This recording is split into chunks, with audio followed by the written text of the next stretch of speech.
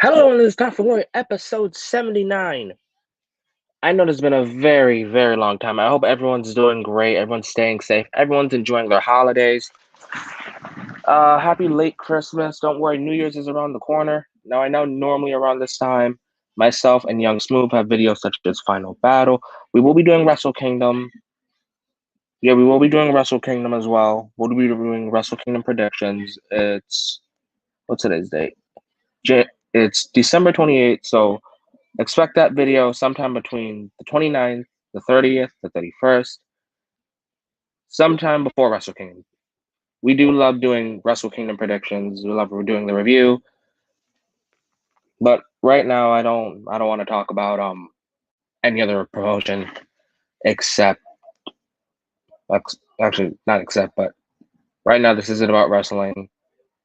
I just want to say rest in peace to Mr. Brody Lee. I'm gonna say that. I'm gonna say Mr. Brody Lee because that's what I saw him as. Rest in peace, Luke Harper. We all know about the shocking news, and just for people that are comfortable saying his real name, Jon Huber, the man was a great man. It's shocking that 2020 has taken another soul from us. I know the wrestling world is hurt. Everyone all over the world, doesn't matter what company you're from, everyone's feeling hurt. Whether you're AEW, NXT, WWE, New Japan, CMLL, it doesn't matter what promotion you're from. We all come together, and as we grieve for Brody Lee. And I've seen other YouTubers posting videos like this, talk about how great of a man he was. I just saw the recent BT episode. Now, normally we don't put down links of anyone except our guest. But if you guys want to see that new BT episode, feel free to do so. I'll admit I got a little teary-eyed watching it. But you guys want to laugh, you guys want to smile, you guys are Dark Order fans, feel free to watch that video. Trust me, you won't regret it.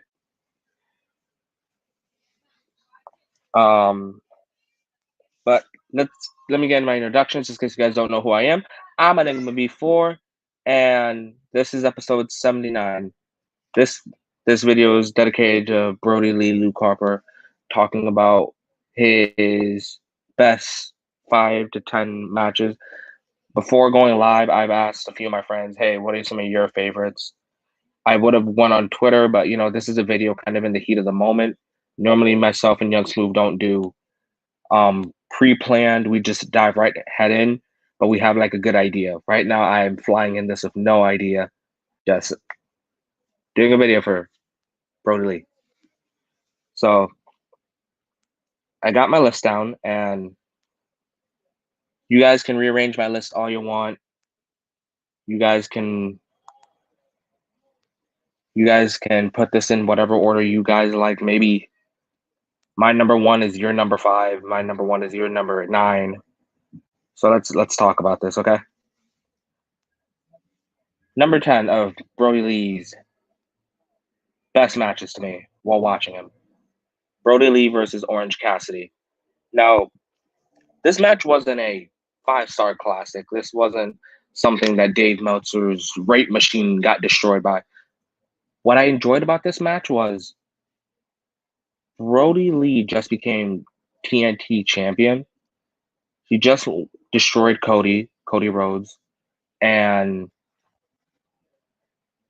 also, guys, for anyone that tunes in, anyone that watches this, please make sure to type in the chat RIP Brody Lee or Luke Harper, whichever you feel comfortable with.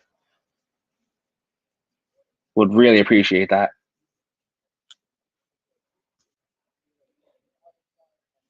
But back to what I was saying.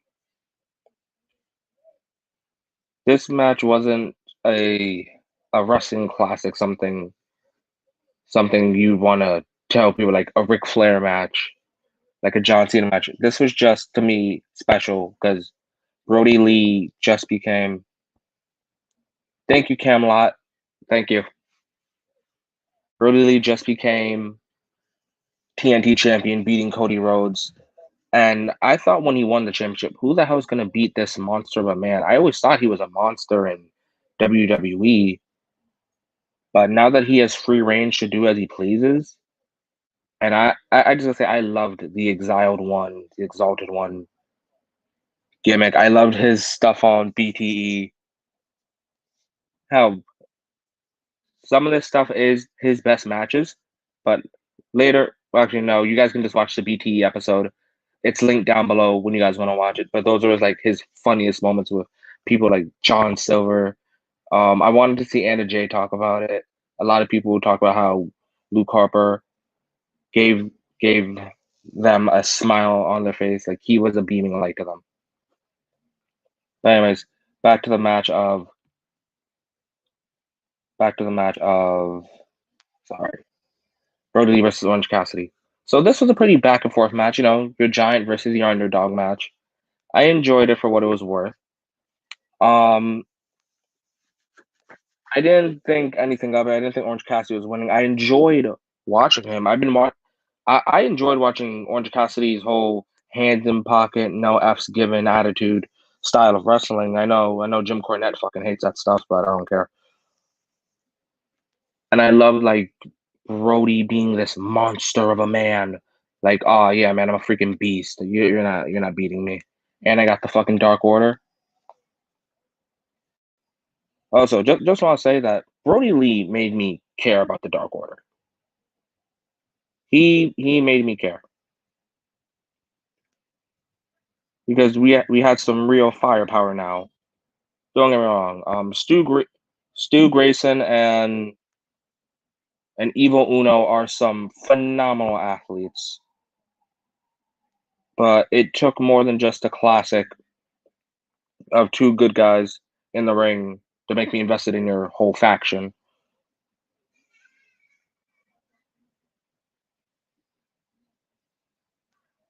So when Brody was revealed to be a part of it, I was interested. I was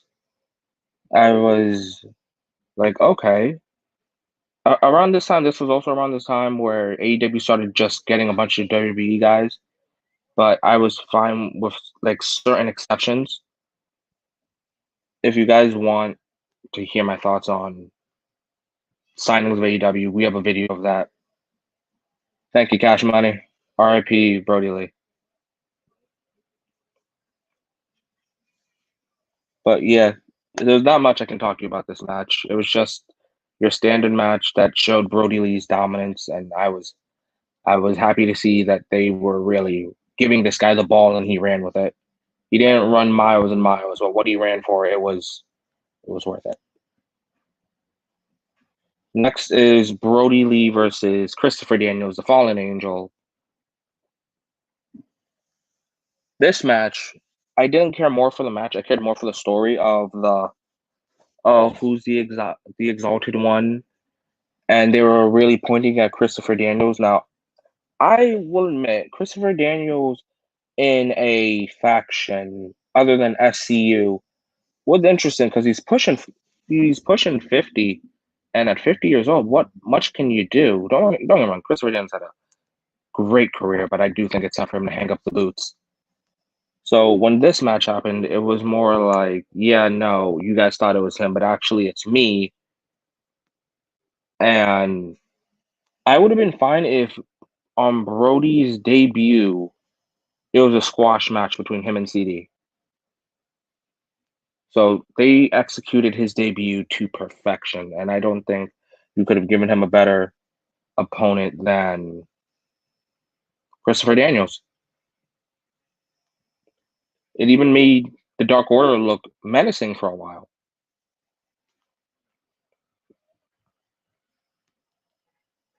All right, so the next match is Brody Lee versus Moxley.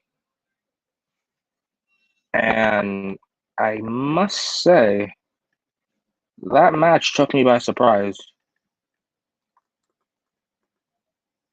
Now, the reason Brody Lee versus Jon Moxley took me by surprise was because I wasn't certain if they were going to give Moxley, or they won't give Brody the championship. Also, these two have great chemistry. These two have fought just about everywhere. WWE, CZW, AEW now. They've fought just about everywhere. And I've enjoyed every single one of their matches from AEW to WWE to CZW. So all the matches have just been really enjoyable between these guys. I think given more time, I think Brody Lee would have been a former AEW world champion. Now, for how long, I can't really give you. Wait, I'm sorry, guys. Just 1 second.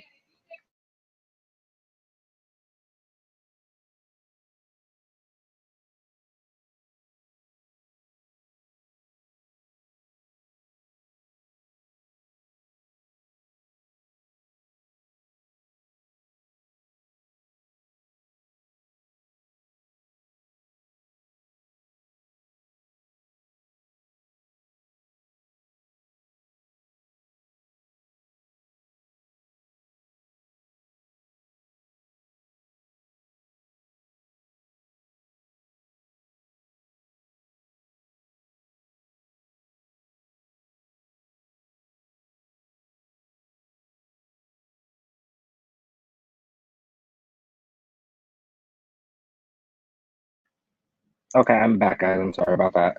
So yeah, even the ending, which showed Jon Moxley being able to go technical and win with a submission, and I wasn't expecting Mox to win off of submission. I was expecting to see an Avalanche Death Rider because I don't think.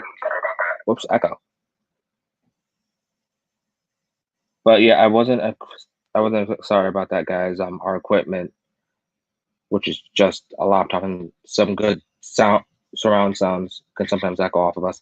But back to what I was saying, yeah. So I wasn't expecting that. I was expecting an Avalanche Death Rider because I don't think Mox can pick up Brody so easily.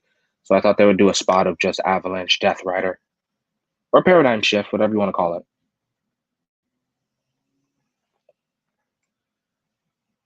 So yeah, that was another fun match for me.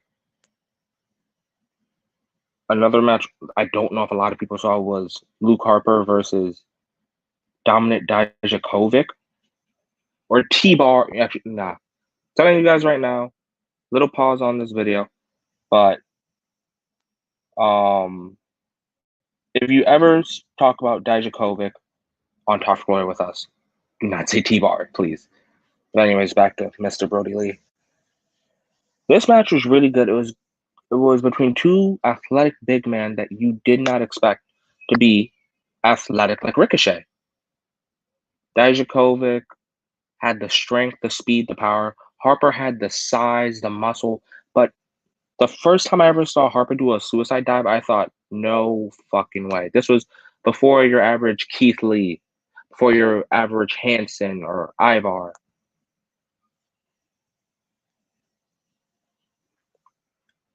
Who knows? Maybe Brody could have done a moonsault.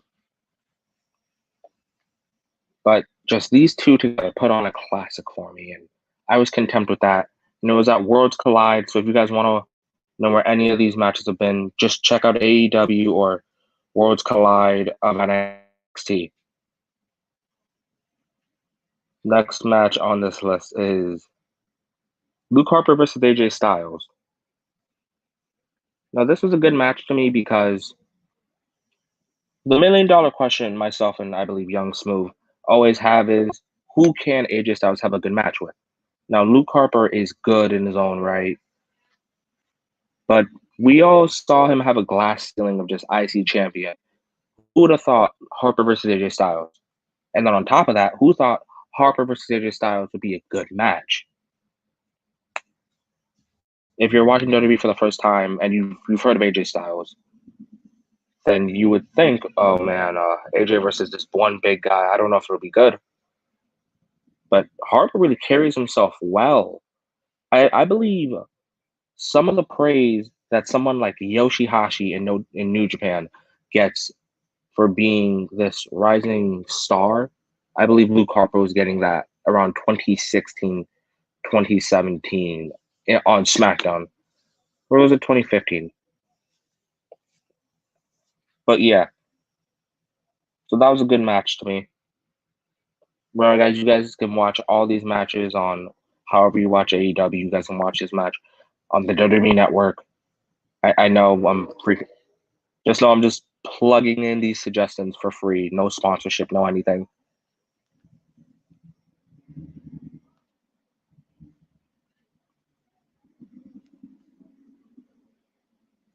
So yeah, there's no sponsorship between Talk for Glory and AEW.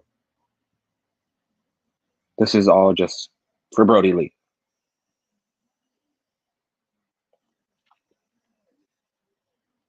Do I think honestly? I think at WrestleMania it should have been Harper versus Randy.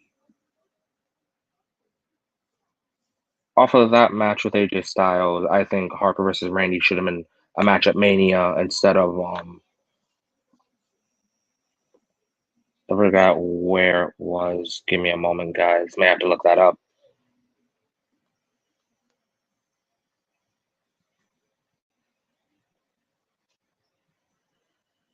Oh, Elimination Chamber.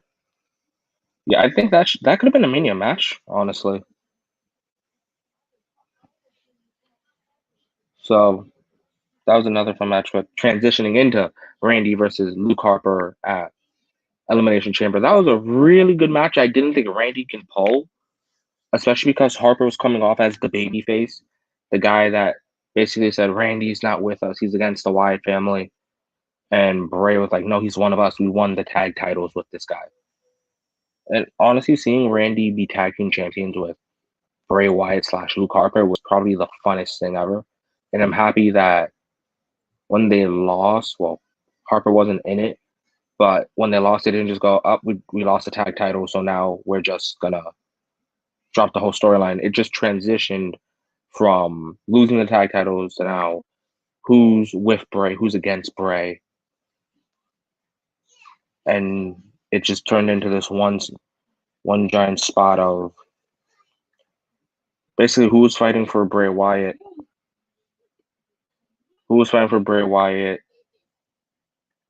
and basically his attention, his efforts. Clearly, it was Randy, but Harper really did hold his own there. Harper was a star that nobody could see.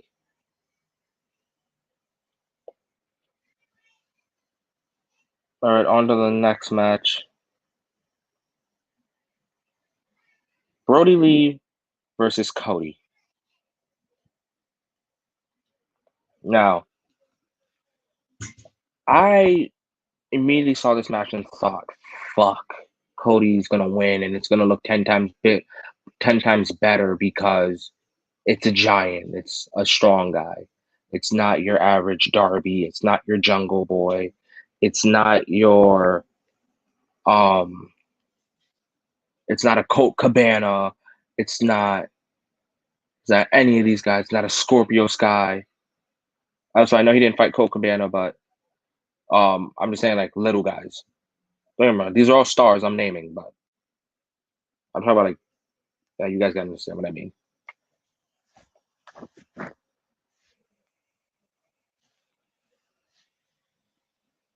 But back to what I was saying. So I thought, fuck, he's fighting a giant. So now he's gonna look 10 times stronger. It's gonna be Super Cody Cena.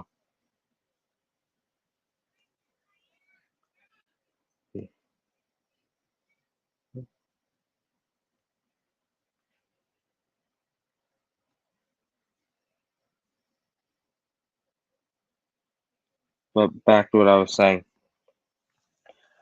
I was surprised that, Brody destroyed him. Brody Lee destroyed Cody Rhodes. It was honestly the best thing I could have asked for. But, okay, well, he lost the AEW championship match. So how are we gonna rebound back? How are we going to keep the attention span of the audience? And so when they gave him the title, I thought, oh my God, this is probably the greatest thing ever. Who's taking the title off this guy now? Good luck. And him on BTE celebrating with this thing was honestly the funniest thing ever for me. Before the TNT Championship, he would just throw papers at Evil Uno or anyone. And I'm just gonna point out some of my favorite parts from BTE. Whenever Brodie would just call Silver, Uno, Grayson, anyone a little bitch. Just, what are you laughing, you little bitch?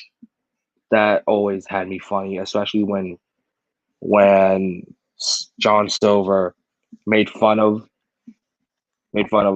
Brody Lee, and he got in, and John Silver got in Stu Grayson's face, saying, "What are you looking at, little bitch?" And just out of camera shot, Did someone say little bitch? That was, I know my Brody Lee impression sucks, but honestly, that was the funniest thing to me. So there's my little BTE. There's my little BTE moment. Again, not getting sponsored by this stuff, guys. Doing this out of my own heart. But yeah, back to what I was saying. The Brody Lee versus Cody match served dominance. It gave off the message I was hoping for, that this is no average man.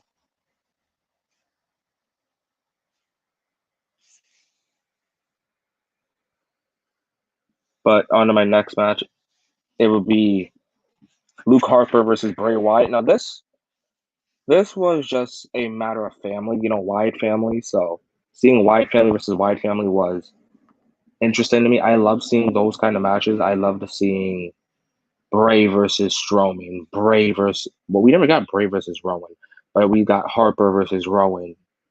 I love seeing that kind of stuff because it just shows, all right, who's the star, who's the Shawn Michaels, who's the Marty Jannetty, and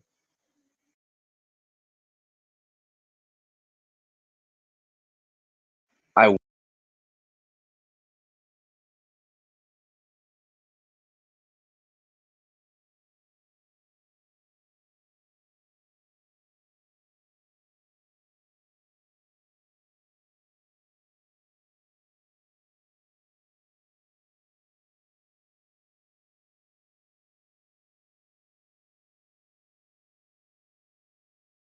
guys, I had some audio issues right there. I don't know what happened, but in case you guys didn't hear me earlier, I talked. Wait, one moment.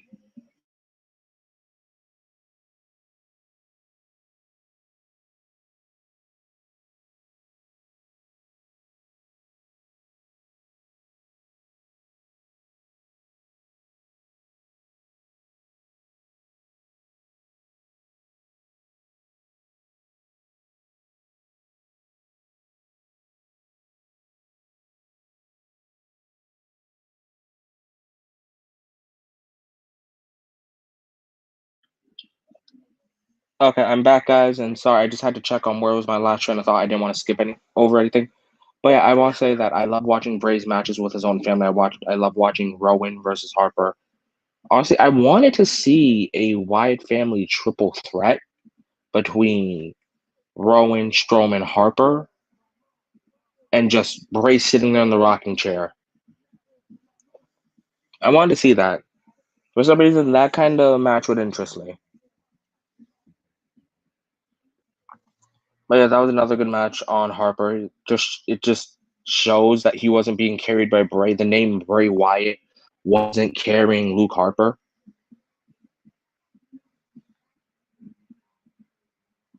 And we're down to our last final two matches, guys. So you guys can switch number 1 and 2 for this one. So number 1 and number 2 are switchable for you guys. So number 2 it's not a Luke Harper match by himself. It's the Wyatt family versus the Shield. I loved this match because during that year, everyone had two dream matches. It was the Wyatt family versus the Shield and Evolution versus the Shield. I was more interested in the Wyatt family versus the Shield more than Evolution. Just because it was an obvious, the Shield's going to be put over, because what the hell would Randy, Batista, Triple H gain from beating the Shield in 2013, 2014? But with the Wyatt family, when I watched the match, I thought, holy shit, the Wyatt family beat the Shield? A faction that's been taking roughshod, the faction that's been beating up anyone in sight? Hell, they would have beaten up Mr. McMahon if they had to. So when they won, I was starstruck. I thought, holy fuck, where does this go? Does this mean that Harper and Rowan become tag team champions and Bray can possibly become the mid-carder for a bit before he goes up to the WWE Championship? Because I thought whichever faction won was going to be like the head of the company, the top faction.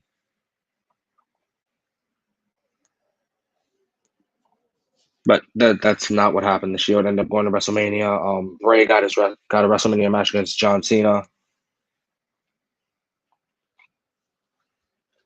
But yeah, just that match, that war was well worth the watch. Again, guys, free to watch on WWE Network. And so we're down to the final one. This is probably my longest video by myself. So also, guys, just to let you know that Wrestle Kingdom predictions will be coming sometime in the week. All the information you want to know is linked down below. So the BT episode 236, is linked down below. My Twitter is linked down below. My Instagram is linked down below. The Spotify, where you can hear my Anchor podcast down below. And guys, if you guys want, you guys can join our Discord. Just type in RIP Brody Lee if you want. This way I know how'd you get here. I'd appreciate it just knowing it. But anyways, time for the number one pick on my top 5 to 10 Brody Lee matches. Also, my friends helped me think of this list. So thank you guys as well.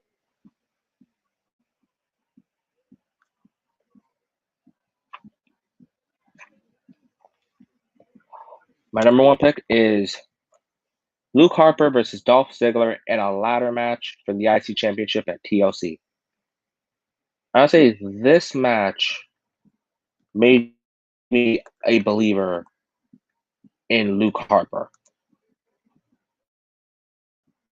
First, he won the Intercontinental Championship, which I think, no matter what year it is probably one of the most prestigious championships in WWE. I don't care who's holding it. Who's holding it right now? Big E is holding it. Big E is holding it. And I hope he runs far and wide with that champ. It was great. Just whenever you talk about good IC champions, I'd want to talk about Luke Harper, even though it was a short reign. The match in TLC at 2014 was just amazing. Dolph is an amazing seller. So whenever he's in a ladder match, I know he looks like he kills himself. And whenever he... Thank you, Zachary. RIP, Mr. Brody Lee, man. But whenever Dolph's in a match, this man kills himself. It is in great fashion. You really want to check, like you want to stop the match when Dolph kills himself in the match. You want to stop it. Go, wait, did he actually just fall? Was that real? Was that a bump, or was that an honest to God fall? So during this match of Luke Harper versus Dolph Ziggler, there's a spot where I honestly got to think that Harper like tore his shoulder or something, and it's not his shoulder, but his wrist. He does a suicide dive onto Dolph, and there's a ladder in between them, and I for a moment think, well, that's a dangerous spot unless he's somewhat protected. His hands are in between the rungs, so when he falls, he's just protected at all times, because when you're doing a suicide dive, it's just complete motion. You're either relying on the other person blocking the area for you, so you're not going like arms, head first into the announce table. Also, can we talk about how great of a big boot, how much of a great big boot that Brody Lee have? He also did the Black Hole Slam or Winds of Change pretty well. And again, he wasn't just your generic big man. Another great spot I enjoyed in the TLC match was the Dolph is on top of the turnbuckle with a ladder, and Brody, instead of pushing the ladder on top of Dolph so he can't jump, he just boots the ladder and Dolph falls. That was so cool to me. It looked so badass. Like, this man had a killer boot. It should have been his finisher instead of the discus clothesline. He should have just did the boot. He had full speed with monster power. And honestly, this ladder match is what made me a firm believer in Luke Harper. So, congratulations on your accomplishments, Brody Lee, Luke Harper, former Intercontinental Champion, former Tag Team Champion, former TNT Champion, former NXT Tag Team Champion. Congratulations. I hope your family does well. Guys, if you guys buy Brody Lee merch today or whenever, the money does go to his family. So when you're buying merch, just know you're doing it for a good cause. It's not just going to AEW or something. It's actually going to his family as a charity, as a donation. So make sure to buy some merch on ProWrestlingTees.com. Again, this isn't a sponsorship. This is just out of the goodwill out of my heart. Thank you, Brody Lee. Thank you, Luke Harper. You will be missed. I'm Enigma B4. This is episode 79, guys. Pretty soon around episode 80 and 81. Those will be Wrestle Kingdom videos. So stay tuned for that. Thank you guys for hearing me out. Hope you guys have a great, happy new year. Stay safe. Make sure to quarantine. And I'm out. Thank you so much, guys. Oh, wait, we have 4 views. Well, guys, I'm about to sign out, so feel free to watch this video. Make sure to give it a thumbs up. They'll watch more of my content. I hope Young Smooth will be with us next time. Young Smooth will be with us next time. Just, yeah, I really don't have a closing outro for this. So again, thank you so much, guys, for watching this. Brody Lee, you will be missed. And I'm signing out, guys.